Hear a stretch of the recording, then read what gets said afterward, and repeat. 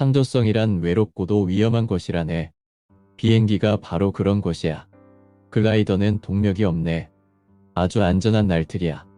고장 날 기관이 없다는 걸세. 동력을 달고 쇳덩이를 붙이면 그때부터 위험해지네.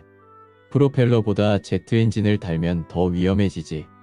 그런데 사람들은 글라이더와 같이 안전한 날틀을 두고 점점 더 위험한 물건을 만들어내려고 했어. 그래서 결국 어떻게 되었나? 이제는 지구 바깥으로까지 날아갈 수 있는 엄청난 힘을 가진 비행체를 만들어냈잖아. 라이트 형제가 최초로 난 비행기에 붙인 이름을 보게. 플라이오가 아닌가. 그것은 나는 것이 아니라 활공하는 글라이더에 대응하는 말이 아닌가. 활공을 비행으로 만드는 것. 내가 젊음의 탄생에서 되풀이해서 말한 것처럼 뜨다와 날다 사이에는 엄청난 차이가 있는 거네. 난다는 것은 의지가 담긴 말이고 뜬다는 것은 순응한다는 말이거든. 순응하는 사람은 창조하지 않아. 할 수 없기도 하겠지만, 조금 옆길로 새는 이야기지만, 자네는 비행기를 타면 귀가 멍멍해질 때 어떻게 하나? 글쎄요. 입을 벌리고 있으면 참을 만하던데요. 정말 창조적인 사람은 그렇게 순응하지 않는 거네. 비행기가 착륙하기 직전 기내 압력의 변화로 고막이 아파지면 승객들은 세 종류의 인간으로 갈라지게 되지. 첫 번째 그룹은 그냥 비행기를 타면 의뢰 그러는 것으로 알고 그 상황에 순응하는 사람들이지. 이들의 장점은 참고 견디는 것, 체념하거나 초탈하는 것. 두 번째 그룹은 무엇인가 시도해 보려고 두리번거리지. 사람들이 어떻게 하나 관찰하고 귀를 막거나 입을 벌리는 것을 모방해 보는 거야. 그러나 세 번째 그룹은 아주 소수지만 순응이나 모방을 하지 않고 우선 분노하는 거야. 도대체 이런 어마어마한 보잉 747기 같은 비행기를 만드는 기술을 가지고도 승객들이 이착륙할 때마다 괴로워하는 단순한 귀 문제 하나를 해결하지 못하다니. 인간보다 기계에 더 많은 관심을 가진 항공기술자들의 의식에 대해 우선 분노를 느낄 줄 알아야 해. 그래야 다음 단계인 문제 해결을 위한 창조력으로 나아갈 것 아닌가. 인터뷰를 진행하신 김창래님이 질문합니다. 누군가 그랬다. 이 세상은 적응하는 사람에 의해 유지되고 반역하는 사람에 의해 변혁된다고. 그 반역하는 사람이 그런 사람이 아닐까? 창조성은 현실을 받아들이지 않는 반역성인가? 그 반역은 무엇을 만들어냈을까? 비행기를 타고 이착륙할 때마다 귀가 멍멍한 것에 대해 분노한 그룹들은 무엇을 창조했나요? 이어령님이 답변합니다. 이어플레인이라는 것이지. 아마 그것을 만들려고 처음 생각했던 사람도 그런 사소한 문제에 쉽게 분노했던 사람이었겠지. 이름도 잘 지었지 않나? 비행기라는 뜻의 에어플레인과 잘 어울리잖아. 이것을 끼면 압력의 변화를 귀가 조금도 느끼지 못하네. 그런데 그런 문제를 인식하고 문제를 풀어내기 위해 이런 것을 만들려면 기한 문제를 해결해야 하니까 물리학이 필요하고 무엇으로 만들 것인가를 해결하는 소재공학, 그리고 귀의 구조를 잘 알아야 하니 해부학적인 생물 지식이 필요하지. 이 작은 것 하나를 만드는 데 세 가지 전문 지식이 필요하다는 말이네. 김창래님의 질문입니다. 그렇군요. 이어플레인의 특허품을 만든 사람 역시 비행기의 좁은 공간에서 유레카를 외친 것이군요. 이어령님의 답변입니다. 그런데 차렷 자세로는 창조적인 생각이 잘 떠오르지 않아. 그래서 화장실이나 목욕탕 같이 일상적인 외부 공간과 단절된 곳에서 창조적인 상상력과 생각이 탄생하는 거지. 공동변소라도 화장실에는 혼자 들어갈 수밖에 없잖아. 그곳에서 비로소 모든 긴장이 풀리는 거지. 우리는 사실 어머니의 아기집 안에서 나온 이후 한 번도 그런 나 홀로의 밀실에 들어있어 본 적이 없어. 그래서 철학자 리니탕은 인류의 역사를 바꾼 새로운 생각들은 아마도 대부분 화장실에서 뒤를 보다가 떠올랐는지 모른다고 했어. 김창래님과 이어령님의 주고 받는 대화입니다. 그러면 선생님의 그 목욕탕은 어디에 있습니까? 그레이존에 있지. 선생님께서 늘 말씀하시는 바로 그 그레이존이군요. 그러면 그 외국 사람 이름처럼 들리는 그레이존은 어디에 있습니까? 새는 자기 몸에 달린 날개로 무엇을 하나? 왜 갑자기 날개 이야기를 꺼내시는지요?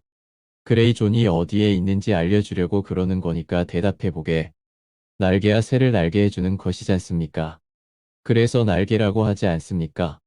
그러면 새는 밤낮 나라만 다니나? 아니죠. 나뭇가지 같은 곳에 앉아서 쉬기도 하지요. 그러면 쉴 때도 그게 날개인가? 아니군요. 새는 알을 품을 때 무엇으로 감싸나? 글쎄요. 날개로도 감싼다는 생각이 들기는 하네요. 그럴 때도 날개는 날개인가? 굳이 말하자면 풍기가 되겠네요. 자네는 조금 전에 그레이 존을 지나왔네. 무슨 말씀이신지. 그레이 존을 한국말로 바꾸면 회색지대가 아닌가? 회색은 어떻게 만들어지나? 흑과 백을 적당히 섞어 놓으면 회색이 되지요. 흑과 백을 모두 아우르는 색깔이지. 사물을 이것이다 또는 저것이다 할 수 있는 것처럼 한쪽만 보이는 지대가 아니라 양쪽이 다 보이는 지대가 바로 그레이 존이네. 그렇군요. 그런데 너무 빠르게 지나와서 그런지 실감이 잘 나지 않습니다. 다시 한번 더 그레이 존을 느끼게 해주세요. 병을 막고 있는 것은 뭔가? 막의 말씀인가요? 그래, 날개가 날다를 명사로 만든 것처럼 막다를 명사로 만든 것이 막이지. 그런데 막에는 늘 막고만 있나? 막기만을 위해 쓰이나? 그렇진 않죠. 병 안에 든 것을 꺼내기 위해서는 막고 있어서는 안 되죠. 그때 막의 역할은 뭔가? 열개나 꺼내게, 따개쯤이고 병 속에 든 것이 액체라면 흐르개라고 해야 하나요? 아무튼 막에는 늘 막개가 아닌 거네. 자넨 지금 막개를 열개나 따개로 부를 수 있다는 것을 알았네. 그곳이 바로 그레이 존이네. 내가 이렇게 콕 찍어서 말해줘서 새롭게 느끼는 것 같지만 사실은 한국 사람들의 의식 속에는 이런 그레이 존이 펄펄 살아있네. 한국 사람들이 쓰는 말을 보자고. 병아리 때 종종종 봄나들이 갑니다라는 동요에서 나들이는 영어로 그대로 옮길 수가 없어. 나들이는 쌍방향으로 구성되어 있는 말이거든. 나가다와 들어오다가 하나로 된 말이잖아. 영어로는 going out이라고 할 수밖에 없을 텐데 그건 나간다는 말이지. 가출이나 먼 여행이 아니라 곧 돌아올 것인데도 그들의 말로만 보면 들어오지 않는 거야. 문 같은 것도 그래. 서양 말에는 늘 나가는 문, 엑시트와 들어오는 문, 엔터런스가 있어. 하나의 문에 두 개의 이름이 붙어 있는 거지. 그런데 한국 사람들은 그냥 출입문이라고 간단하게 하나로 만들어 버리지. 서랍도 문과 비슷해. 서랍은 빼기만 하는 것인가 닫기도 하는 것이잖아. 그래서 한국말은 빼다지지. 그런데 영어 낱말인 들어오는 빼는 것이라는 뜻이야. 그렇다고 서양 사람들은 서랍을 빼기만 하고 닫지는 않나. 그들의 인식이 그런 것이지. 일본 사람들도 히기다시라고 하는데 그건 역시 끌어서 밖으로 빼낸다는 뜻이야. 이런 말은 수도 없이 많아. 재미있는 것은 엘리베이터라는 이름이지. 엘리베이터는 사람을 올라가게 해주는 기계잖아. 그런데 엘리베이터는 밤낮 올라만 가나가 아니지.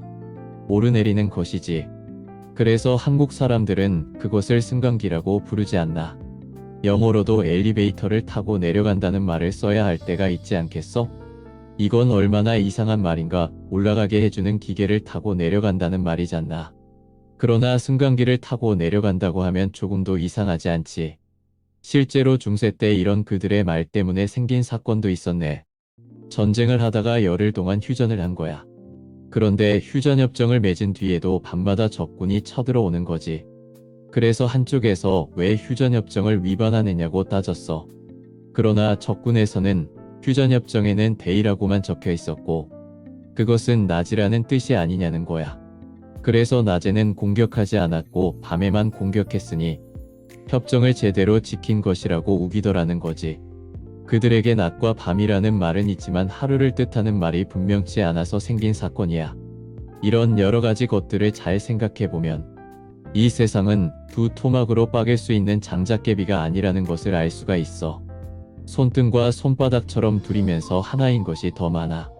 둘 중 하나가 아니라 둘 다를 볼 수 있는 공간이 그레이 존이고 한국 사람들에게는 아주 익숙한 생각 방식이지. 김창래님이 정리합니다. 선생님이 쓰신 책을 읽으면서 다 읽고 나면 무엇을 읽었는지 정확하게 잡히지 않는 이유를 이제야 좀 알겠습니다. 회색지대에서 바라본 세상 이야기여서 이것이나 저것이 아니라 이것과 저것 모두를 말씀하시잖아요.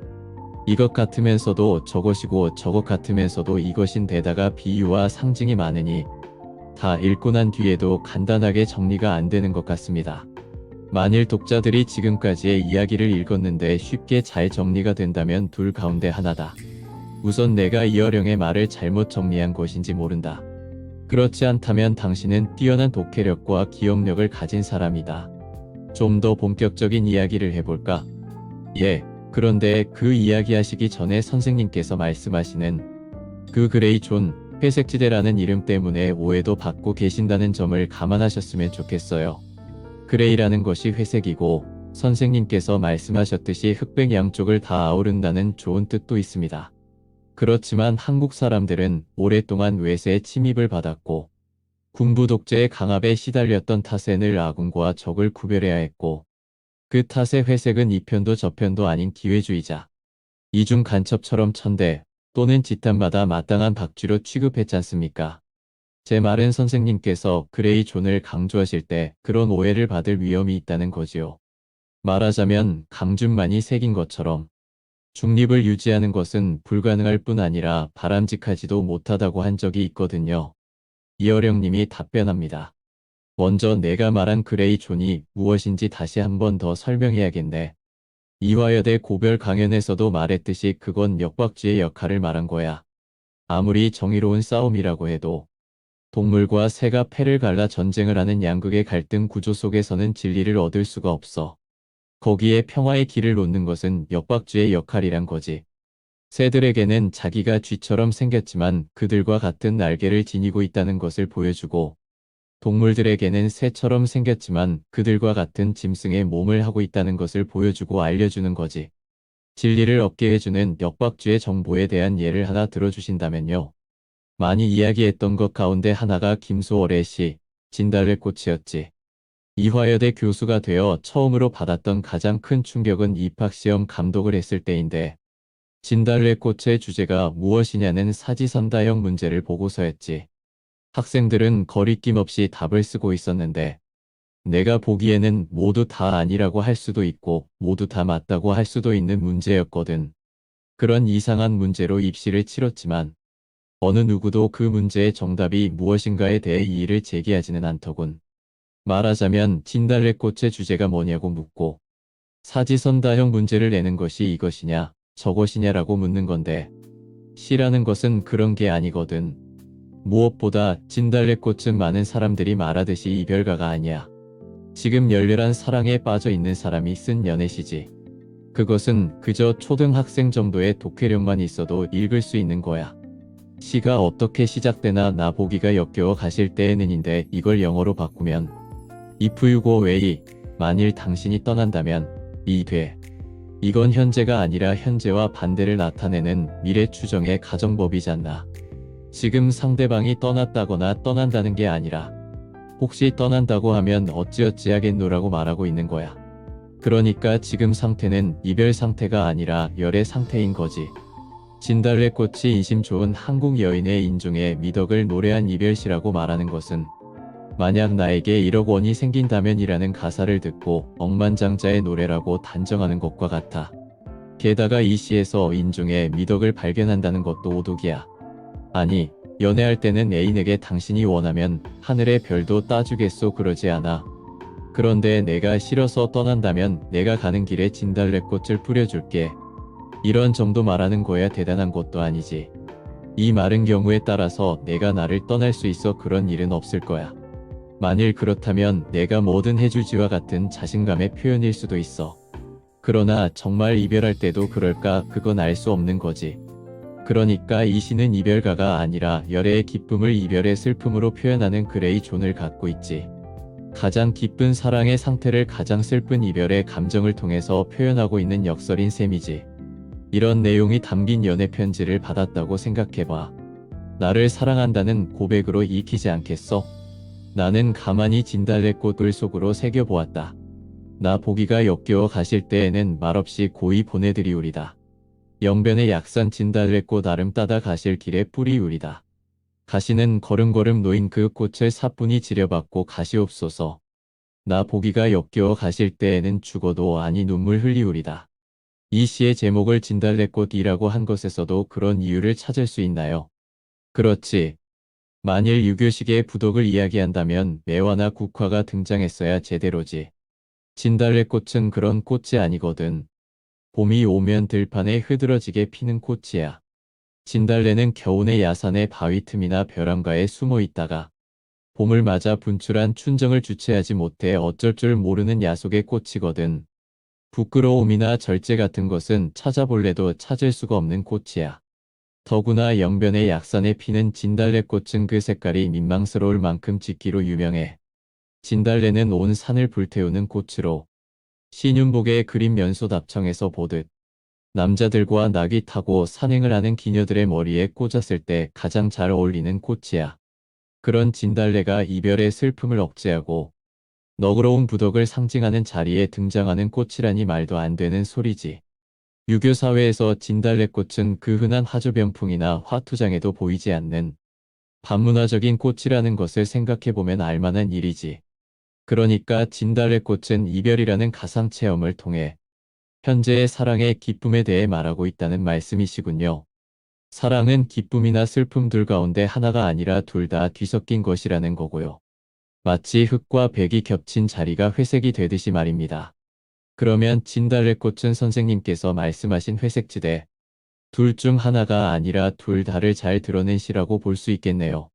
그렇지. 지고한 사랑의 기쁨을 가장 슬픈 이별의 상태로 표현하고 있는 이 시는 모든 언어의 뜻이 이중적으로 되어 있는 아이러니의 구조임을 드러내 보여주는 것이기도 하지. 날개가 접개이기도 하면서 풍개이기도 하고 마개는 따개이면서 열개이기도 한 것처럼 말이군요. 이렇게 시의 언어를 통해 이중적이고 아이러닉한 의미 파악에 익숙해지면 사물의 의미나 느낌을 흑백으로 재단하는 것이 얼마나 큰 오류인가를 스스로 깨닫게 될 거야. 동시에 흑백 사이에 존재하는 내가 말하는 회색이 기회주의자를 상징하는 것이 아니라는 것도 알게 될 거고, 생각해 보라고. 어둠을 보려면 빛이 있어야 하고 빛을 보려면 어둠이 있어야 해. 그 모든 것을 가진 자리가 어디야? 그레이 존이지. 에드워드 사이드가 그래서 그런 말을 한 게지. 지식인은 그 사회 속에서 사는 사람이 아니라 그 사회와 함께 사는 사람이라고. 어둠 속에서는 어둠이 보이지 않고 빛 속에서는 빛이 보이지 않는 법이니까. 그 어둠과 빛이 다 보이는 자리가 그레이 존이고 그레이 존에서 외롭게 지내는 네가 지식인이라는 거지. 다음 이야기는 공안통치 법정에서 보여준 창의성입니다. 그가 문학 작품에 있어서의 창조성과 저항성과 상징성 등을 자상하게 설명해 나가자 법정 안은 마치 어느 문학 강연장 같은 설렘이 감돌았다. 그러자 변호인이 그럼에도 불구하고 지금 소설 분지는 북한 공산 집단의 주장에 동조했다는 공격을 받고 있는데 증인의 소감은 어떠냐고 묻자 그는 서슴없이 작자는 달을 가리키는데 보라는 달은 보지 않고 달을 가리키는 손가락만 보는 격이다. 작가 남씨가 가리키는 달은 주체적인 한국 문화이며 어머니로 상징되는 조국이다. 장미의 뿌리는 장미꽃을 피우기 위해 있는 것이므로 설령 어느 신사가 애용하는 파이프를 만드는 데 장미뿌리가 쓰여졌다고 해서 장미뿌리는 파이프를 위해서 자란다고 말할 수는 없다고 답변했다.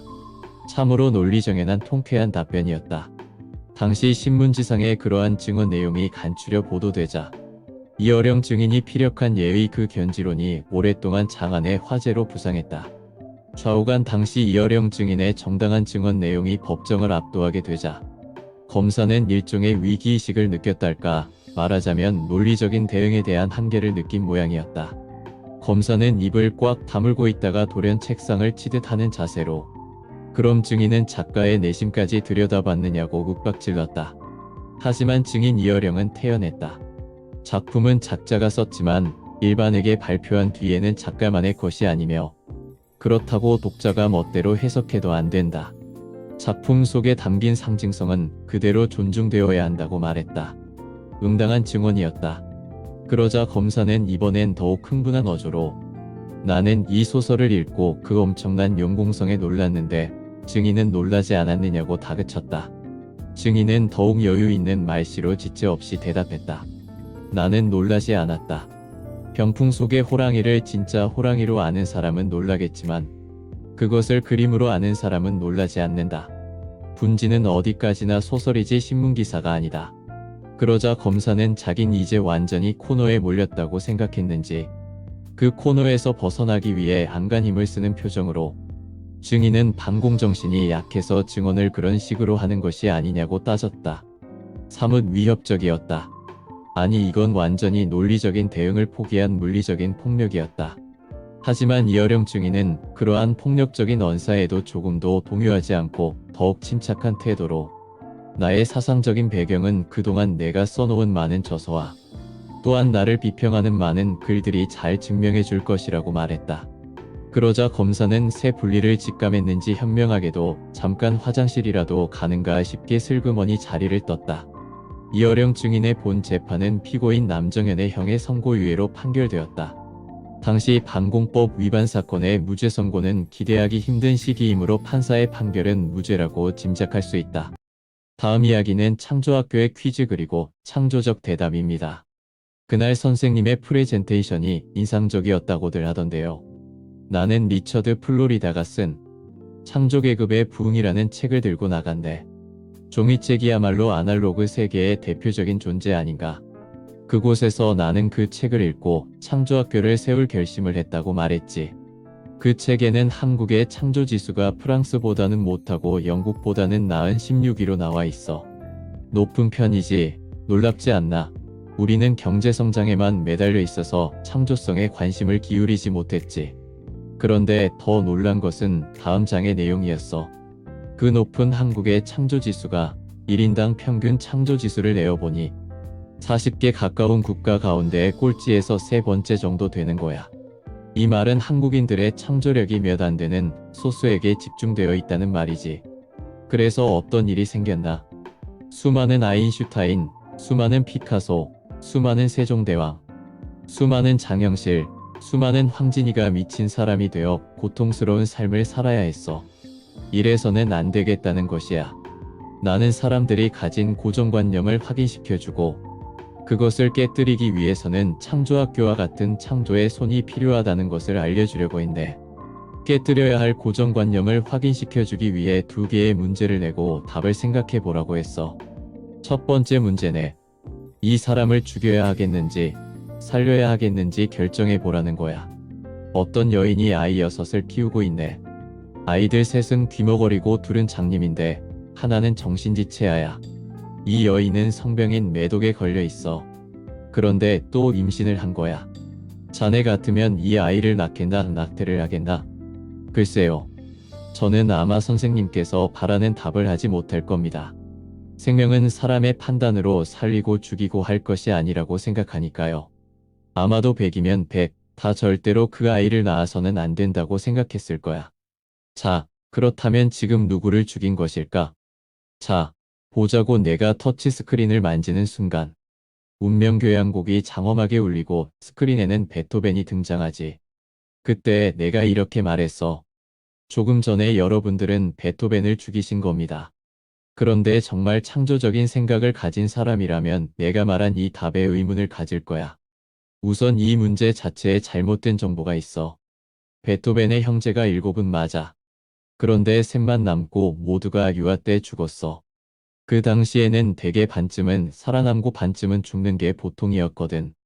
그리고 베토벤이 7번째 아이도 아니야. 2번째 태어난 아이였어요. 살아남은 아이들 가운데는 가장 큰 형이지. 그리고 그 당시에는 낙태 방법이 요즘 같지가 않았어. 대개는 선택의 여지 없이 그냥 낳아야 했지. 아이를 낳겠다느니 낳지 않겠다느니 하는 생각 자체가 현대적인 사고방식이야. 이 문제에서 가장 큰 문제는 오히려 문제 자체에 있는 거야. 정말 창조적인 사람은 예스나 노라고 대답하지 않는 사람이지. 그리고 두 번째 문제. 이번에는 세 사람 가운데 한 사람을 지도자로 뽑는 문제야. 이번에는 자네도 답을 해보게. 첫 번째는 부패 정치인들과 결탁한 적이 있고 의사 결정할 때 점성술을 참고하며 2명의 부인이 있고 줄담배를 피우는 데다가 마티니를 하루에 10잔쯤 마시는 사람이야. 두 번째는 회사에서 2번이나 쫓겨났고 정오까지 잠을 자는 데다가 대학 시절에 마약을 복용한 경험이 있으며 매일 밤 위스키 반에 반병을 마시는 사람이야. 세 번째는 전쟁 영웅이고 채식주의자이며 담배는 안 피우고 가끔 맥주를 조금 마실 뿐이며 불륜 관계를 가져본 적이 없는 사람이야. 마치 세 번째 사람이 뽑히도록 문제를 만든 것 같군요. 지도자를 뽑는데 이런 간단한 설명만으로 어떻게 결정하나요? 첫 번째는 루즈벨트, 두 번째는 처칠, 세 번째는 히틀러야. 이런 식으로 뽑으면 다들 히틀러를 뽑겠지. 우리는 이런 결과를 통해서 무엇이 잘못되었는지 한번 생각해 볼 필요가 있어. 매스미디어나 책이나 강의를 통해서 우리가 얻는 정보가 얼마나 잘못된 것일 수 있는지를 알아야 해. 늘 받은 정보만으로 선택할 일이 아니라 스스로 캐낸 정보를 사용해서 고정관념을 버리고 자유로운 생각을 통해 결정해야 한다는 거지. 그런데 이런 고정관념의 벽은 어떻게 부술 것인가? 인류의 문명을 만들어 온 이 창조의 손으로 부숴야지.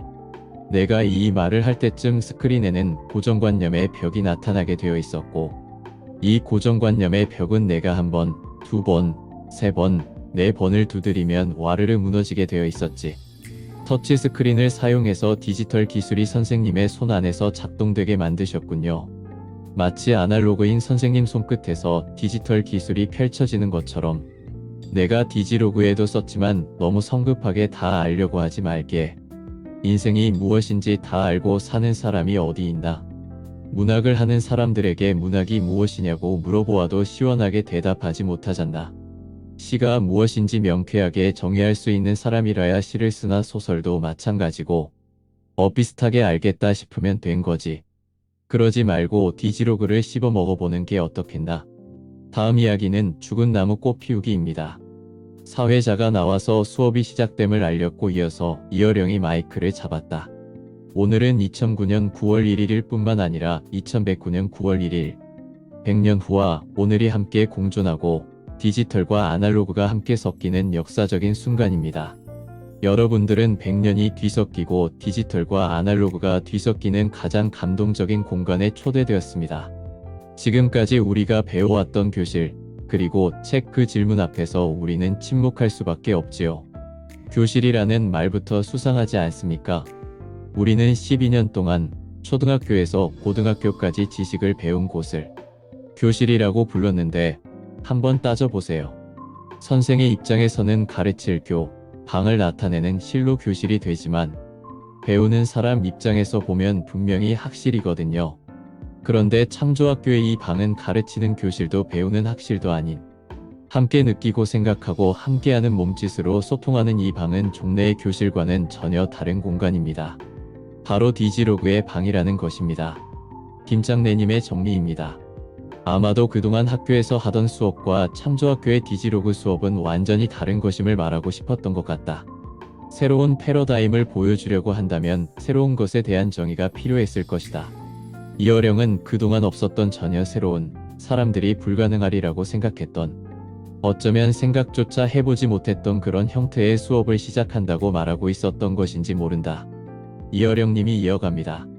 인간은 절대 날 수 없다고 뉴컴 교수가 증명했지만 바로 1년 뒤에 라이트 형제들은 플라이오어를 타고 하늘을 날았습니다. 오늘도 우리는 그 첫 비행을 시작하게 됩니다. 아날로그 공간에서 자란 우리의 사물놀이가 서양의 문명에서 탄생한 디지털 공간과 만납니다. 디지로그 사물놀이는 2109년 9월 1일 100년 뒤에 바로 오늘을 보여주는 가 되는 셈이고 또 이 디지로그 사물놀이는 까무러친 돼지를 깨우고 죽은 문명의 나무에 꽃을 피우게 될 것입니다. 그리고 디지로그 사물놀이는 디지털을 어금니로 씹을 수 있게 합니다. 가상현실의 생채기를 내고 그 흉터에 영혼을 입힙니다. 디지로그 사물놀이는 이렇게 외칩니다. 깨어나라, 춤춰라, 그리고 모든 것과 소통하라. 자, 창조학교의 도메인 네임을 한번 보십시오. change.org입니다. 영어로 읽으면 change, 바꾸라는 뜻인데 그 뒤에 붙은 오는 동양, 오리엔탈의 오가 되기도 하고 서양, 옥시덴탈의 오가 되기도 하며 낡은 것을 뜻하는 old something의 오가 되기도 합니다. 그리고 한국어로 읽으면 그대로 창조가 됩니다. 이처럼 동서양을 함께 변화시키는 디지로그의 세계로 직접 들어오십시오. 참여 문명의 죽은 나무의 생명의 꽃을 피우는 디지로그 사물놀이는 이렇게 말할 것입니다. 깨어나라, 그리고 취하라. 이어령은 공연이 끝난 뒤 다시 마이크를 잡았다. 이어령은 아날로그와 디지털의 세계에 대해서 간단하게 설명하고 그날 그 공연이 만들어진 것은 창조학교의 멘토들이 함께 참여해 주었기 때문에 가능했다고 말했다. 그리고 창조학교에 대해 짧게 말했다. 한국인의 창조력은 절대로 어느 세계에도 뒤지지 않습니다. 다만 창조력이 무엇인지 아는 사람이 적고 그것을 받아줄 그릇이 없고 그것을 키워줄 리더가 없었기 때문에 얼마나 많은 레오나르도 다빈치가 죽었는지, 얼마나 많은 퀴리 부인이 죽었는지, 피카소가 땅을 치며 죽어갔는지 모릅니다.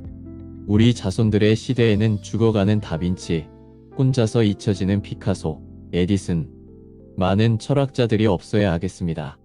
절대로 그런 일이 다시는 일어나지 않도록 하기 위해 이 작은 수업을 시작했다는 것을 기억해 주기를 바랍니다.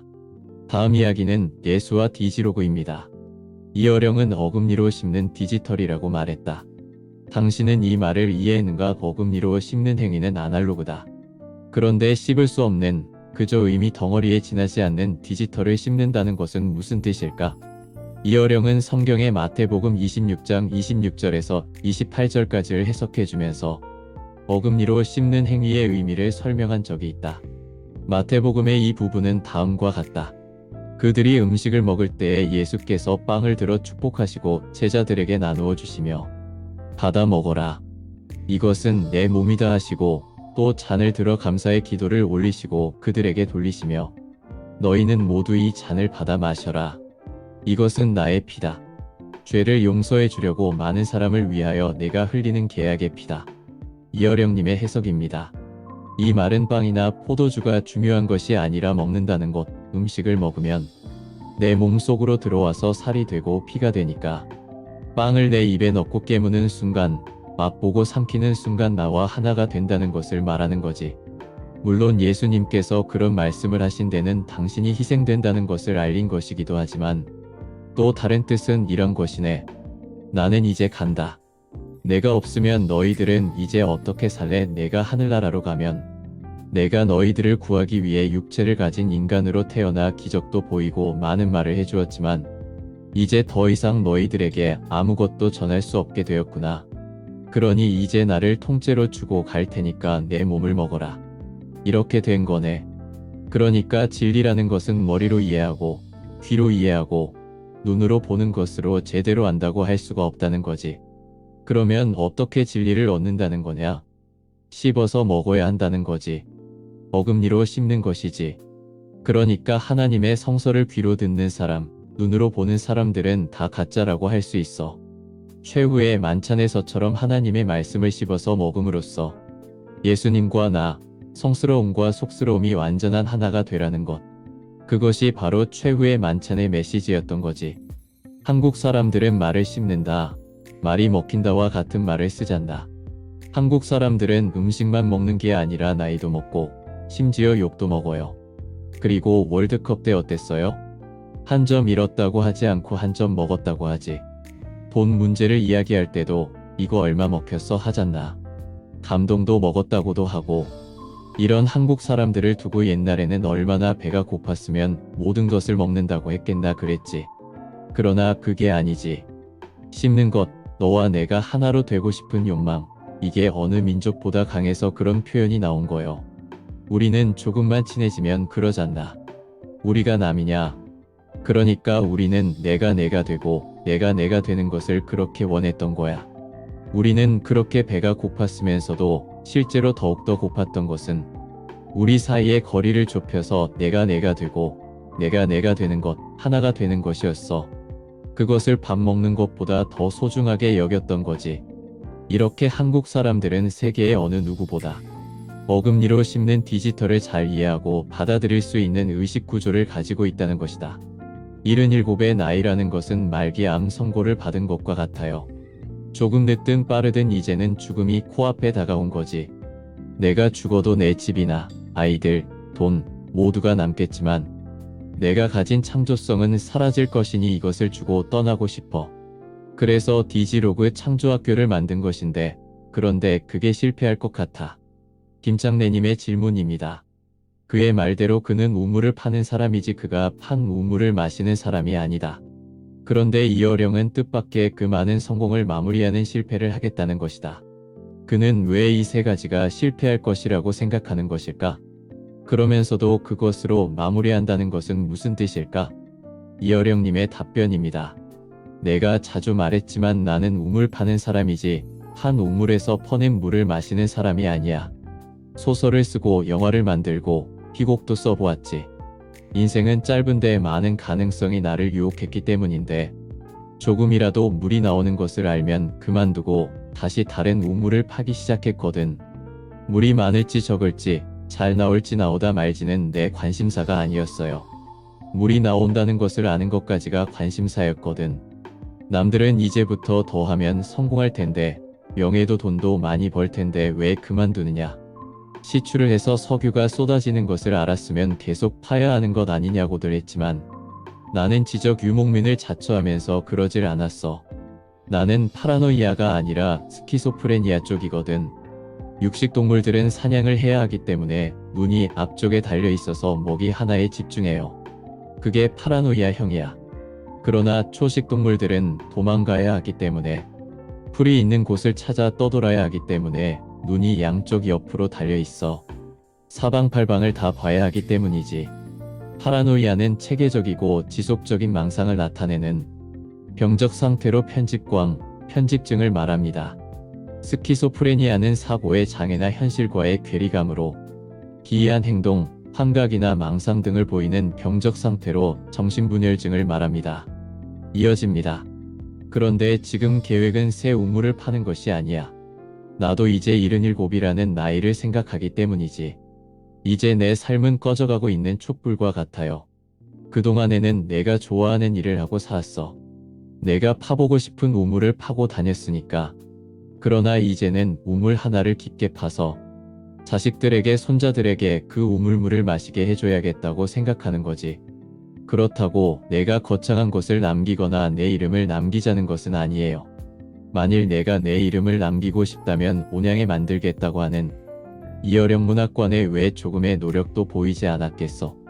그러면서 실패할 것이 분명한 이런 한중일 비교 문화연구소나 창조학교나 한국인 이야기에 왜 집중하겠는가 말이야. 내가 나를 영웅으로 만들고 내 이름을 남기고 싶으면 당연히 이어령 문학관을 무덤으로 삼고 무엇인가 내 개인을 남기려고 해야 맞잖아. 심지어는 내 집사람이 운영하는 영인문학관에도 나에 대한 자료가 잘 정리되어 있지 않아. 내가 일본에 가서 상을 받았다거나 일본 대학의 입시 문제로 실린 글들이나 창조학교 행사에서 내가 보여줬던 것들에 대해서도 정리되어 있지 않아. 따지고 보면 영인문학관에는 내 자료가 당연히 잘 정리되어 있어야 하는 것 아니겠나. 그러나 그렇지 않아요. 그러니까 내가 하고 싶은 말은 이 세 가지 일은 나를 남기려고 하는 일이 아니라는 거요. 나는 우물 파는 것으로 보상을 받았으니까, 재미있게 잘 지냈으니까 그것으로 된 거야. 물이 좀 고인 것도 있고 조금 더 파면 물이 나오겠지만 파다 만 것도 있겠지. 그렇지만 마지막으로 파는 이 새 우물만은 깊이 파서 뿌리 깊은 나무를, 샘이 깊은 물을 만들어 보자는 거야. 그래서 뒤에 오는 사람들이 그 나무 그늘에서 쉬고 나무 열매를 따먹고 우물에서 나오는 물로 갈증을 풀 수 있게 해주자는 거지. 물론 이것도 순전히 남을 위해서만 한다고 말할 수는 없어. 내가 해본 것들 가운데 아직 해보지 못한, 실현해보지 못한 즐거움과 재미를 여기에서 느끼기도 하니까. 깊이 파보는 것도 처음이거든. 김창래님의 질문입니다. 이어령은 인생을 마무리하는 작업으로 한중일 비교문화라는 주제를 선택한 것일까? 한중일 비교문화 연구라는 것이 우리에겐 어떤 의미일까? 이어령님의 답변입니다. 우리는 대륙 세력인 중국, 해양 세력인 일본 그 가운데 있는 반도라고 하는 절묘한 지정학적인 이점을 한 번도 살려보지 못했어요. 어떤 때는 대륙의 한국이었고 어떤 때는 해양의 한국이었지.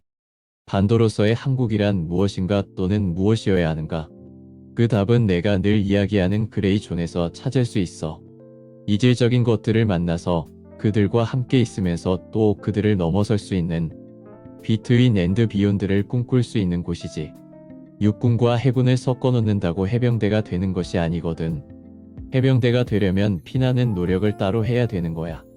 그래야 해군도 육군도 할 수 없는 일을 해내는 해병대가 만들어지는 것이야. 내가 말하는 디지로그도 감성을 입힌 디지털이라거나 디지털과 아날로그를 반씩 붙여놓은 것이 아니라 디지털과 아날로그가 공존하면서 또한 그것들을 뛰어넘는 어떤 것이지.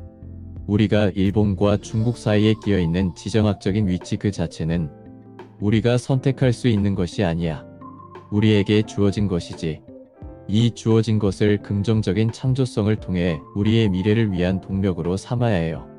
13억의 광대한 중국, 1억 2천에 훈련된 우리보다 몇 배나 빨리 근대화를 이룩한 일본을 받아들여야 해. 그 둘을 뒤섞어 우리의 것으로 다시 창조해내어야 하는 거지. 원래부터 좋은 이웃이나 나쁜 이웃이 있는 것은 아니거든. 나쁜 이웃도 나를 자극해주기 때문에 좋은 이웃이 될 수 있는 거고, 좋은 이웃은 나를 나태하게 만들므로써 나쁜 이웃이 될 수도 있는 거니까. 공작새는 독사에게 물려도 아무렇지 않다고 하지. 그 공작새를 불교에서는 부처님의 현신이라고 보는데, 그것은 그 현세의 독들을 모두 정화한다고 보기 때문이야. 독이라는 것도 먹어서 독이 되어야 독이지. 먹어도 독이 아니면 독이 아니거든. 한국은 2000년가량을 중국의 문화권에서 살았고, 중국을 통해 받아들인 문화를 일본에 전하기도 했는데, 근대 이후에는 일본의 문화를 거꾸로 받아들였어요. 서구 문화조차 일본을 통해 들여왔던 시절이 있었고, 그렇게 보면 한국의 아이덴티티는 중국, 일본과의 삼각관계를 생각하지 않고는 확인될 수 없는 것이야. 그런 관계를 확인하기 위해서는 세 나라의 문화를 비교 분석해 보아야 해요. 그래서 시작한 것이 12지, 매낭국죽이지. 12지와 매낭국죽에 대한 문화는 세 나라 모두의 오랫동안 지녀온 전통문화지. 그것들을 통해 해양, 반도, 대륙의 차이와 동일성의 문화를 비교해 보자는 거야. 김장래님의 질문입니다. 한중일 비교 문화를 왜 하려는 것인지 이해가 된다. 그런데 이 일이 왜 실패하리라는 것일까? 세 가지 문제가 있어요. 하나는 갈릴레오의 패러독스와 비슷한 거요. 갈릴레오는 천체를 관찰하기 위해서 망원경을 만들었지만 그 당시 사람들은 천체 관찰에는 그다지 관심이 없었거든. 그 망원경을 당장 어디에 쓸 수 있느냐에만 관심을 가졌던 거지.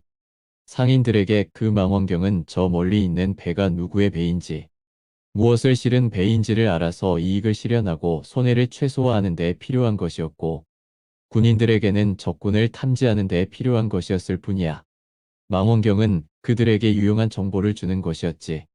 한중일 비교문화연구소도 그런 점에서 마찬가지요. 한중일 비교문화연구는 미래를 위한 준비예요. 내 자식, 내 손자들이 살아갈 미래를 계획할 수 있도록 해주는 밑바탕이 되는 중요한 지적 자원을 마련해주는 것이지. 그것은 가위바위보라는 상대적인 관계에서 가위 역할을 할 수 있는 힘의 원천이 될 수 있는 거요. 꽉 닫힌 바위와 완전히 열린 보 사이에서 중요한 역할을 하는 것은 반은 열리고 반은 닫힌 가위잖아. 그런 가위가 가위로서 제 역할을 다할 수 있는 힘을 기를 수 있는 창조력과 상상력을 주는 지적인 자원을 만들자는 것이야. 그래야 동북아시아의 삼국은 금운동의 피라미드가 아니라 가위바위보에 누구도 혼자 이길 수 없는 순환의 둥근 원이 되는 것이지. 라이샤워도 일본인에게 말했어요. 중국만이 아니라 한국을 끌어들여 동그란 원으로 만들라고 말이지. 그런데 이런 생각을 알아주는 사람이 아주 적어요.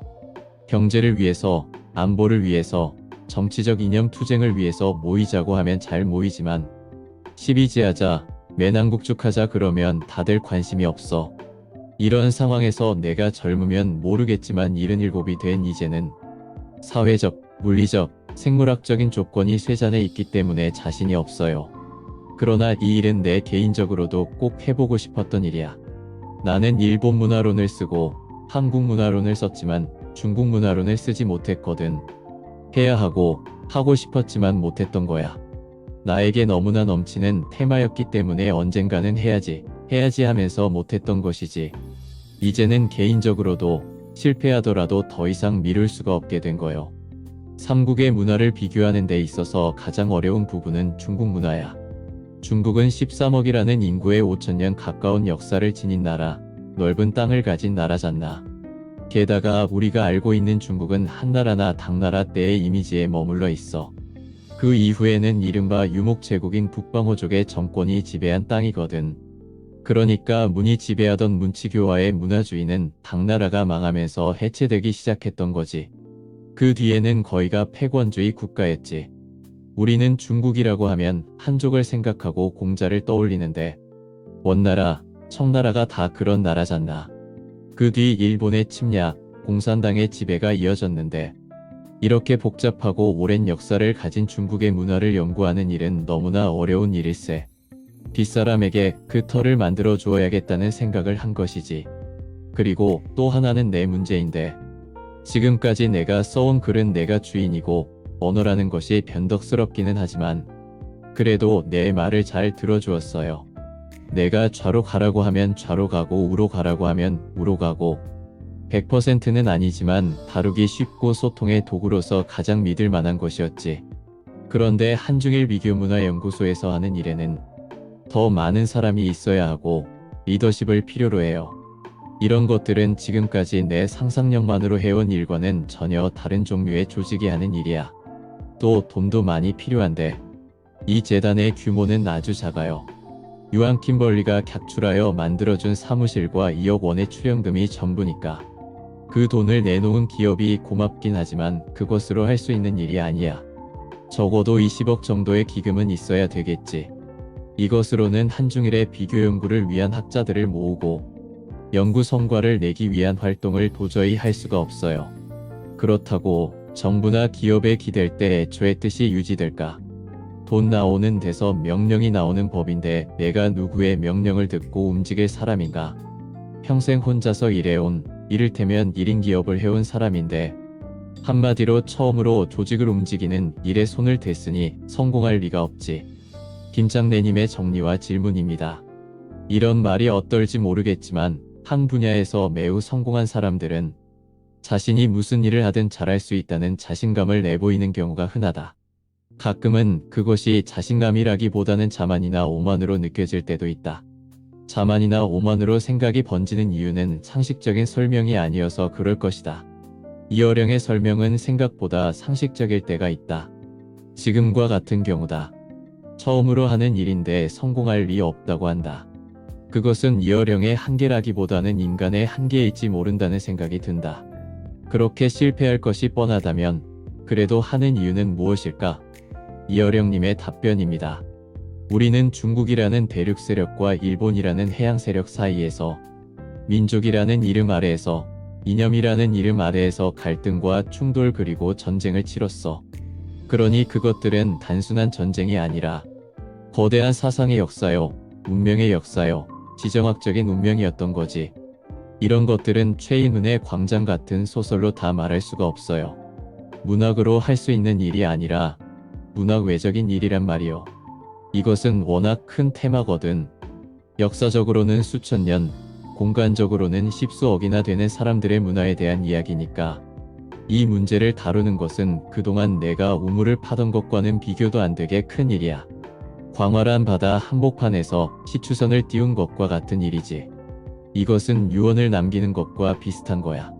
유언은 자기 생보다 더 길게 살아남을 언어를 남기는 것이거든. 자기 생에서 이루어질 수 없는 것이니 유언으로 남기는 것이잖아. 이것은 문학의 언어는 아니지만 삶을 문법으로, 언어로 고쳐본다면 이것도 하나의 창작 행위라고 볼 수 있어요. 구체적으로 몇 가지 안 되지만 그 제목하고 내 서명하고 천몇 줄은 쓴 소설이라고 볼 수 있는 거지. 그러나 완결하지는 못할 거요. 미완의 교양곡이 되겠지. 그렇지만 내가 왜 한중일 비교문화 연구를 하려 했는가를 이해하는 후세에 누군가가 이 일을 계속할 것 아닌가. 그런 믿음으로 실마리를 남기려는 것이지. 이어지는 이야기는 뒤에 오는 사람에게 주는 창조의 실마리입니다. 김장래님의 질문입니다.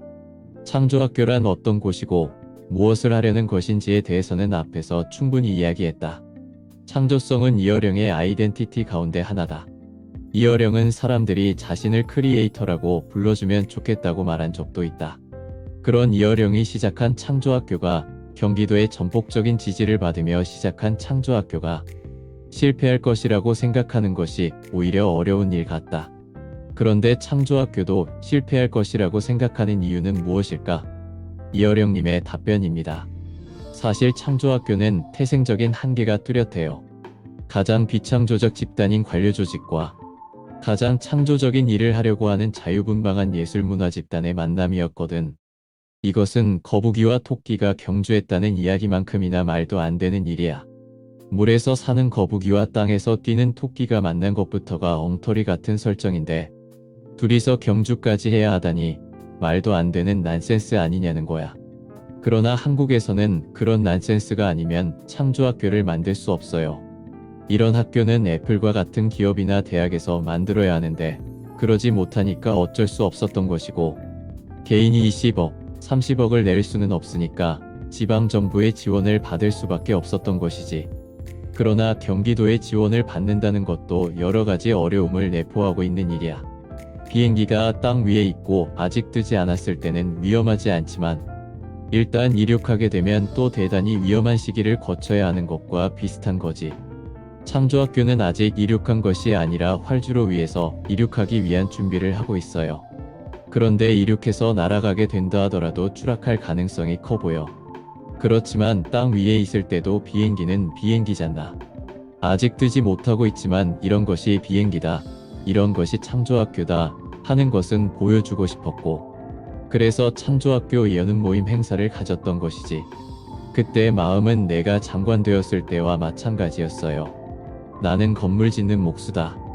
내가 지어놓은 건물에서 사람들이 살게 되리라. 그러나 목수는 집을 짓고 나면 떠나는 법이다. 그런 마음으로 프레젠테이션을 준비했던 거요. 문화부 장관이 되었을 때 취임사가 이임사라고 했던 것처럼 이것도 처음이자 마지막이라는 생각이었지. 아마 2번 다시 그렇게 행사를 할 수 없을 거야. 몇 척의 비용이 드는 행사였거든. 그러나 안숙선, 국수호, 김덕수 같은 멘토들이 출연료 없이 협조해 주었고 이영애, 최시영 같은 디자이너들이 식장 장식을, 디스트릭트의 최은석 멘토가 거의 무료로 첨단 기술을 이용한 프레젠테이션을 도와주었지. 그래서 경기도의 혈세는 별로 들이지 않았어요. 점심조차도 전주시에서 협조해준 전주 비빔밥을 먹었으니까. 왜 비빔밥이었겠어? 비빔밥은 여러가지 재료를 뒤섞어서 함께 씹으면 새로운 맛을 내는 한국의 창조적인 음식이니까 비빔밥을 선택한 거요. 그리고 개강식에서 홀로그램을 썼어요. 40년 동안 꽹과리, 북만 치던 사람들과 실제 크기로 만든 홀로그램 서양 여자, 그리고 한국 여자가 함께 어우러져 춤을 추는 공연을 만들어 보여주었던 거요. 아날로그적 사물놀이의 신바람을 통해 죽은 나무에 꽃을 피우는 디지로그 사물놀이를 만들어 보였던 거지. 사물놀이의 리듬 속에서 죽었던 돼지가 깨어나고 다 죽은 고목나무의 잎과 꽃이 피는 장면을 4차원으로 구현해서 그저 보여주기만 한 것이 아니라 다 함께 디지로그의 세계로 들어가는 그런 수업을 했어요. 그것도 아마 또다시 하기는 어려울 거요. 역시 엄청나게 비싼 장비가 필요했고 많은 돈이 드는 일이거든. 그러나 이것도 역시 경기도의 예산만으로 한 것이 아니라 창조학교의 멘토와 멘티들이 함께 만든 거야. 나의 강연은 물론 모두 출연료 없이 개인의 도움을 받아서 할 수 있었던 거지.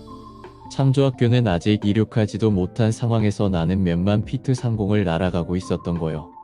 오늘도 멘토들과의 모임이 있지만 창조학교의 한계는 한중일 미교 문화연구소의 외적인 한계처럼 내가 아무리 열심히 한다고 해도 멘토들의 수준을 뛰어넘을 수는 없어요. 창조학교는 멘토들과 함께하는 일이거든. 또 우리 사회와 우리 현실의 문제도 있어. 우리 사회는 비창조적인 사람들이 주류를 이루고 있어요. 물론 그들이 이 사회를 유지해가지. 그렇지만 새로운 것을 만들고 변화시키는 것은 창조적인 사람들의 몫인데 그런 창조적인 사람들은 사기꾼이나 거짓말쟁이로 취급받거나 소외되는 일이 많아요. 나만 하더라도 정말 창조적인 인간이었다면 여기까지 왔겠느냐는 생각을 할 때가 있어. 벌써 사라졌을 거요. 상식적이고 타협할 줄 알고 고정관념과 부닥칠 때 나를 보호할 수 있는 보호막을 가지고 있었기 때문에 여기까지 온 것이지. 많은 오해를 받았다고는 하지만 결정적으로 내 가슴에 칼이 꽂히는 치명타는 아니었기 때문에 살아남을 수 있었던 거요. 이상이나 장영실이 받았던 그런 사회적인 핍박이 있었다면 견디지 못했을 거야. 창조적인 일을 하려는 사람들이 자살하고 미치고 귀를 자르는 이런 기인적이고 창조적인 비극이 사회를 변화시키고 진화하게 하고 그런 창조적인 사람들이 희생된 재단 위에서 문화의 꽃들이 피어나는 거요. 그런데 우리에게는 이런 역사가 너무 없었어. 죽은 자들의 공동체, 죽은 자들의 영혼이 만들어낸 창조의 불꽃의 전통이 너무나 없었어. 모두가 인사이더들의 문화였지. 한국 사회에서는 색다른 생각을 가진 사람들은 제대로 대접받질 못해요. 얼마나 많은 아인슈타인이나 레오나르도 다빈치가 얼마나 많은 가능성이 알려지지 못한 채 사라져버렸는지 몰라요. 이런 사회적인 상황 속에서 창조학교를 만드는 것부터 어려운 일이지만 창조학교가 알려지면 알려질수록 장애물을 많이 만날게 틀림없어. 창조적인 사람들에게 관대하지 않은 이 사회에서 과연 창조학교가 어디까지 갈 수 있을지 알 수가 없어. 미국에서 가장 머리 좋고 열심히 공부하고 돈까지 있어야만 갈 수 있는 스탠퍼드 대학생들이 스티브 잡스의 짤막한 연설에 열광하면서 당신과 함께 일하고 싶어요를 외친 적이 있어요. 스티브 잡스의 메시지는 간단한 것이었어. 배고프거라, 어리석거라고 말한 거요. 그것을 통해 창조적인 삶을 살라는 메시지를 준 거요. 창조는 주류에 대한 도전이고 불가능한 것에 대한 가당치도 않은 도전이기 때문에 바보가 되어야 하고 가난할 수밖에 없는 것이거든. 그렇다면 스탠퍼드에 대단한 교수들이 없었겠어요? 아니지. 세계 최고의 학자들이 모여있는 대학이잖아. 그런데도 왜 아이들이 스티브 잡스의 연설에 매혹되었겠어? 대학 교수들의 강의와는 다른 창조적인 메시지와 접할 수 있었기 때문이었지. 그들은 기성품이고 만들어진 인간들이거든. 그런데 대학 중퇴자인 스티브 잡스는 끝없이 새로운 것을 만들어냈잖아. 그것이 그들에게 용기를 주었던 거야. 그 아이들이 스티브 잡스처럼 전자제품을 만들지 않을지는 모르지. 그러나 스티브 잡스는 그 아이들이 삶의 mp3, 아이팟을 만들고 삶의 아이폰을 만드는 인생을 창조적으로 디자인할 수 있도록 해주는 롤 모델이 되었던 거요. 우리에게는 그런 사람이 없어요. 어떤 사람이, 어떤 기업이 서울대학에 가서 그런 연설을 해요? 아무도 없어. 아니 졸업식에 바깥 사람 데려다가 연설시키는 법도 없지. 그래서 최소한의 롤 모델이 될 수 있는 멘토들을 모아보자고 한 거지. 한국 사람이 그래도 명성황후 같은 오페라, 그리고 난타를 만들어서 브로드웨이에서 공연하고 그곳에 가서 무대에 올릴 엄두를 내었다는 것만 해도 대단한 거야. 드라마에 대한 비판이 많다고 해도 또는 운이 좋아서 그렇게 되었다고 해도 아무튼 일본 전토를 휩쓴 한류가 있었잖아. 정치나 경제로는 정복 못하는 일본 열도를 텔레비전 드라마 한 편이 휩쓸잖아요. 창조적 문화만이 그런 힘을 발휘할 수 있어요. 우리가 코카콜라를 마시는 것은 맛이 아니라 문화를 마시는 것이거든. 문화가 우리 삶을 지배하는 거요. 그것을 가능케 하는 사람이 창조적인 사람들이야. 그런데 내가 뇌출혈을 일으키면서 생채기를 내면서 관료 집단과 잘해 나갈 수 있겠는가? 아니야. 이건 내가 잘할 수 있는 일이 아니야. 그러나 불나방의 논리처럼 죽음을 맞이했기 때문에 뛰어들 수 있었던 거요. 젊을 때였다면 너무나 위험하기 때문에 엄두도 내지 못했을 일이지. 그런데 노인들은 노인이라는 것 자체가 가만히 있어도 늘 위험한 상태니까 가능했던 거야. 노인이 되면 평범한 횡단보도도 계단도 위험한 장소로 변해요. 어제까지 멀쩡하던 사람이 쓰러져요. 앞으로 창조학교가 어떻게 될 것인가 그 생각만 하면 짙은 안개 속을 걷는 기분이에요. 실패할 것 같아. 그렇지만 이것은 우리 시대와 현실이 제시하는 방향이야. 그래서 불가능하리라고 생각하면서도 시작한 거요. 전쟁이란 무엇인가? 평화로울 때에는 아들이 아버지를 묻지만 전쟁 때에는 아버지가 아들을 묻는 것이라고 말한 사람이 있지. 맞는 말이지. 그러나 노인은 죽음과 싸우는 전쟁터로 나가는 것이니 누가 묻어주나? 내가 나를 묻을 수밖에 없지. 죽음은 모든 것이 실패로 돌아가는 것. 창조학교 역시 실패한다 하더라도 뒤에 오는 사람들에게 창조학교의 추억을 만들어주고 창조가 계속되어야 할 이유를 보여줄 수는 있을 테니까. 그래서 그 창조를 이어갈 누구에겐가 실마리를 줄 수 있을 테니까 시작한 거지. 아니 실패해야 해. 성공을 하면 사람들이 또 시기하고 욕하겠지만 실패하면 울어줄 거야. 그리고 자신들이 잘난 체하는 이 암흑의 코를 납작하게 만들어야지 라고 생각하며 도전하는 사람들이 생길 테지. 나는 내 가슴으로 그들의 관역이 되어도 좋을 만큼 늙었다는 것을 요즘에야 조금씩 깨닫고 있으니까 말이야. 나는 지금 나를 위해 분노할 사람 그리고 울어줄 사람이 필요해. 그 사람만이 내 목숨의 대를 이어줄 사람이거든. 다음 이야기는 영원히 묻힐 수 있는 이야기입니다. 김장래님이 질문합니다. 앞에 두 가지 일은 그렇다 해도 한국인 이야기는 글쓰기다. 구체적인 글쓰기로서의 문학이다. 글쓰기는 오늘의 이어령을 있게 한 것이고 이어령이 가장 잘할 수 있는 일이다. 그런데도 실패를 이야기한다. 한국인 이야기를 쓰는 문제에 대해서는 문제가 무엇인지 짐작도 되지 않는다. 이어령님이 답변합니다. 일제시대 말까지의 이야기에서는 실패하지 않을 거요. 성공할 자신도 있어. 그러나 해방 뒤부터는 자신이 없어. 그 치열한 이념 싸움, 그 많은 폭동, 혁명, 그리고 전쟁. 그 혼돈의 역사 속에서 그 엄청난 역사를 내 개인사로 기록하는 데 어려움이 너무나 많아. 복잡한 이해관계와 이념이 얽혀있는 이야기이기 때문이지. 내가 아무리 공정한 입장에서 쓰려고 하더라도 이미 나에게 고정관념이 되어버린 편견이 없다고 말할 수는 없어요. 그 부분에서 자신이 없어. 예를 들면 한국전쟁을 남들은 이념전쟁으로 보지만 나는 좀 다른 각도에서 봐요. 그것은 비대칭 전쟁이었어. 한쪽에서는 네이팜탄을 쏟아붓고 제트기로 제공권을 장악했어요. 인류 역사에서 프로펠러가 아닌 제트 전투기를 전쟁에 투입한 것은 이때가 처음이었거든. 전쟁의 방식 자체가 달라진 거지. 그런데 상대편인 중국은 삼국지의 소설책에서나 나오는 꽹과리와 징으로 심리전을 썼어요. 이건 원시와 문명이 싸움을 벌인 역사에서 찾아볼 수 없는 지독한 비대칭 전쟁이었던 거요. 낮에는 전투기가 네이팜탄을 떨어뜨렸고 밤이면 숨어있던 몇십만 명이 꽹과리를 치면서 고지를 향해 돌격했어. 쏴도 끝없이 올라오는 인해 전술이 있었어. 나는 이런 전쟁 모습에서 이념이나 냉전이 아니라 더 본질적인 의미로 접근해야 한다고 생각했어. 지금 테러전이 바로 비대칭 전쟁의 양상이잖아. 냉전은 끝났어도 비대칭적 전쟁은 계속되고 있는 것이지. 인간이 처음 돌을 들었던 때, 곤봉을 들었을 때까지 거슬러 올라가 보아야 하는 것 아니냐는 거지. 내가 탄생의 비화를 한국인으로 태어나는 것이 아니라 20억 년 전부터 나의 출생을 설명하고 있는 것처럼 말이야. 이 전쟁을 이야기하기 위해서는 그렇게 접근해야 한다고 생각하는데, 그런데 이 사건은 한국인들에게 너무나 가까운 과거의 역사이기 때문에 아마 사람들은 그런 글을 원하지도 않을 뿐 아니라 감동을 받기나 하겠는가 싶은 거야.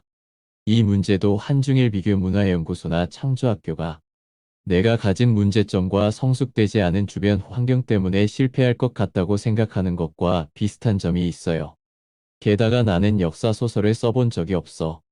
내 생애를 관통하는 약 1세기에 가까운 격동기의 역사와 개인사, 개인의 의식사, 문화사를 조화시킨다는 것은 한중일 비교 문화 연구보다 어려운 일이 아닐까 싶어요.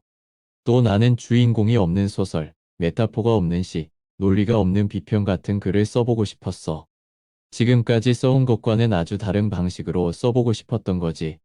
그런데 이 글쓰기는 또 신문지면이라는 제약까지 감수해야 하는데 이런 이중삼중의 족쇄 속에서 제대로 잘 완성할 수 있을지 알 수가 없어.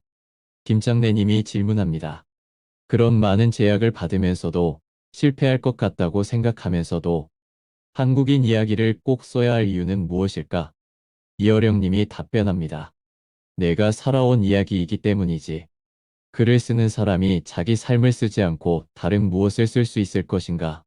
전반적인 내 삶은 모험적인 삶이 아닌 궤적을 달리는 것 같은 아주 정상적인 삶 같았지만 내면적으로는 질풍노도와 같았어. 보들레르나 랭보처럼 많은 상처를 입고 사회의 아웃사이더로 죽어갔던 그 사람들과 방불한 정신세계를 보여주었던 거지. 가장 정상적인 삶의 족적에 남긴 최대의 아이러니거든. 아웃사이더이면서 인사이더로 살아온 사람은 많지 않아요. 저토록 인사이더로 성공한 사람이 저토록 아웃사이더로 기억되는 일은 드문 일이지. 그런데 그 드물다는 것이 내가 살아온 시대의 상징이기도 해요. 빡빡하게 짜여진 사회에서는 절대로 생길 수 없는 일이거든. 완전히 무질서한 사회에서도 불가능한 일이야. 일제시대와 유교 사회의 그 꽉 짜여진 사회에 반짝하고 아주 짧은 기간 동안 무정부 상태가 있었어요. 전쟁이라는 가혹한 위험과 함께 휴식과 일탈이 가능했던, 체제로부터 도망이 가능했던 그 성광과 같은 시대를 지낸 사람은 나처럼 살았어. 내 친구들이 다 그렇게 살았거든. 굉장히 보수적이면서 또 무척이나 레디컬하게 살지 않을 수 없었던 이런 삶의 기록은 다시는 찾아볼 수 없을 거야. 그런 의미에서도 이 이야기는 쓰여져야 하는 것이지. 이 이야기에는 조선조 때나 식민지 때, 요즘처럼 민주화된 시대, 경제가 성장한 시대에서는 찾아볼 수 없는 이상한 구석이 있어. 보들레르가 장관을 하고 랭보가 위원장을 하고 교장을 하는 그런 이야기는 어디에도 없었던 것이거든. 그런데 한국에는 있었어. 이 이야기를 내가 남기지 않으면 영원히 묻히게 될 거야. 그래서 쓰는 것이지. 이 세 가지는 내 삶을 설명해주는 프로젝트지만 그 삶을 제대로 설명하려면 성공해야 하는데, 그런데 미완의 것이 되거나 실패로 끝날 확률이 절대적으로 높아요. 그런데도 내가 왜 이런 일을 하는가? 카미의 시지프스 신화처럼 하나의 노동이 나에게 주어진 것이고, 실패할 줄 알면서, 무익한 줄 알면서 돌을 다시 들어올리는 모습을 보여주기 위한 것이야. 뻔하게 다시 굴러 떨어질 것이고, 그것을 줍기 위해 다시 내려가야 한다는 것을 알지만, 내 돌덩어리를 어깨에 짊어지고 전력을 다해 정상으로 달려가는 것을 보여주자는 것이지. 인간의 삶이란 그런 것이니까. 사람들에게 나의 그런 모습을 보여준다면 역설적으로 성공한 거요. 그러나 세속적인 의미에서는 절대적인 실패를 겪게 될 거야. 아마 누군가 이 세 가지 어려운 일이 실패하는 이유와 과정을, 그리고 내가 왜 실패로 인생을 마무리하려고 하는가를 읽을 수 있다면 내가 전생에 해온 일을 이해할 수 있을 테니까. 김창래님이 정리합니다. 이어령이 말하는 실패는 아마도 시지프스의 신화 속에서 그 의미를 찾아야 할 것 같다. 이야기를 다 듣고 보니 세속적인 의미에서 실패를 하든 성공을 하든 그것은 그다지 중요하지 않아 보인다. 이어령은 결국 해야 할 일을 하는 것일 뿐이고, 인간이 생각하는 해야 할 일이라는 것은 굴러 떨어져 다시 제자리로 돌아갈 시지프스의 돌이다. 너무 공허한가? 그러나 허무를 너무 허무하게 생각하지 말자. 인간이 생겨나는 순간 곧 사라질 파도 같은 존재가 아니라면 인생이 왜 그토록 소중하겠는가? 다시 굴러 떨어질 돌이 아니라면 저 산꼭대기를 향해 질주하는 이 순간이 왜 그토록 소중하겠는가? 왜 내가 나의 실존이 이처럼 눈물겹도록 기쁘고 소중하겠는가? 지금까지 유쾌한 창조, 이어령, 강창래 지음 중에서 함께 했습니다. 내용이 길어서 빼고 할 이야기가 없어서 길어졌습니다. 어쩔 수 없이 1부, 2부로 나누어서 진행했습니다. 어금니로 씹어야 이해되는 내용이 많아서 책으로 다시 읽으셔야 할 것 같습니다. 그래도 영감 얻으시고 내용이 좋았다면 감사합니다. 소개한 보람이 있는 거네요. 끝까지 시청해 주셔서 감사합니다. 지금까지 삶이 부자인 부자 수업 책 요리였습니다.